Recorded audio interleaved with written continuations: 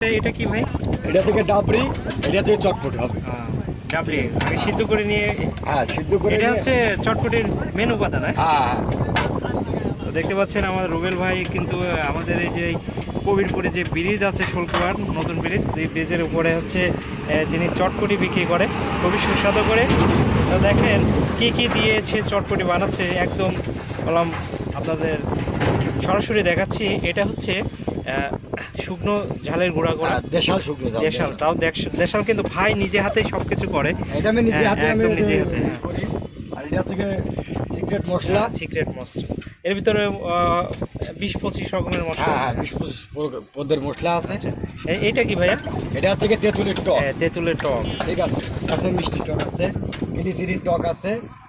ঠিক আছে, আমার এখানে 3 পদের টক পাওয়া যায়।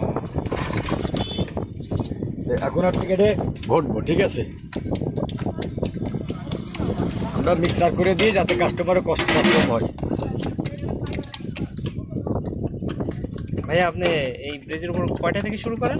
আমি 3:30টার সময় আসি। 3:30।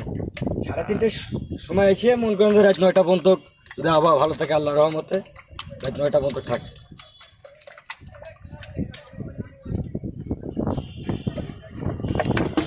এটা কি দিচ্ছেন ভাইয়া? আর এটা হচ্ছে গিয়ে ফুচকা ভেঙে দিচ্ছে এর উপরে।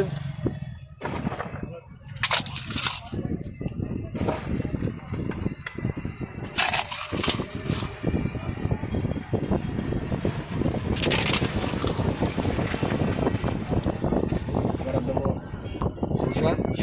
শসা কুচি করা। এখন তো শসার দাম মেলা, তাও শসা দিচ্ছেন। শসার দাম মেলা হতে কিছু করার নেই ভাই এখন। এটা কি দিচ্ছেন ভাই? এবার ডিম দিচ্ছি। ডিম। বাহ, সুন্দর। 50 টাকা এক বাটির দাম, 50 টাকা ভাই রুবেল ভাইয়ের। আর চটপটি ঝাল বেশি দিয়ে দিলে কি দাম বেশি নাকি? না, ঝাল বেশি দাম বেশি না, মোটামুটি কথা কাস্টমারে যদি সে যদি ঝাল বেশি খাইতে পারে, যে মজা লাগে তা সেইভাবে দিই।